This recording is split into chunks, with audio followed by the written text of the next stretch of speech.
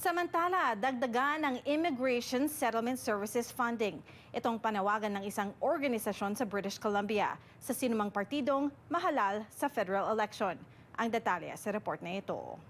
What happens when we get rid of legal pathways for immigration is that non-legal pathways and sort of predatory pathways, already vulnerable people are made vulnerable by these policies.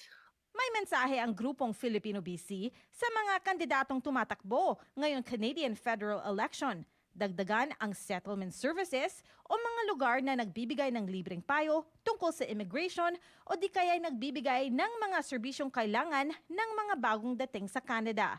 Nang ibinaba kasi ng dating gobyerno ang immigration targets ng bansa, sumunod dito ang pagbabawas sa pondo ng settlement services. Ilang serbisyo at programa raw ang naapektuhan, gaya na lamang ng Kusina Program ng Filipino BC, kung saan dati bumibisita ang isang settlement service worker mula Collingwood Neighborhood House sa kanilang programa para sagutin ang tanong ng immigrants o newcomers. Folks in our community and communities like ours, other diaspora communities, where we know that accessing settlement services or social services is really difficult, right? If you're a living caregiver who's taking care of a child, maybe an elderly person, a senior in our community, you're likely living in the home.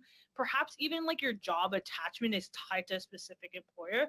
So being able to even access settlement services, ask questions, really prohibitive, right? Ang pagbawas ng pondo sa ilang settlement services sa Canada, maaari raw maging daan para sa mga illegal na consultant na gustong manloko ng mga taong hindi kayang magbayad ng lehitimong immigration lawyer para magbigay sa kanila ng payo. We need to make sure that when we're talking about immigration, when we're talking about people, that this isn't just a tap that any level of government can turn on or off. We have to have smart ways of working across all levels of government to ensure that people who came to Canada on the implied promise that they come here and be able to work hard and become permanent residents are able to do so, and hope and also eventually citizens. Kaya bago ang halalan, importante raw para sa komunidad na magtanong at malaman kung ano-ano ang mga plataforma ng mga partido. Alamin din daw kung alin sa kanila ang may pinakamagandang polisiya tungkol sa immigration at settlement services.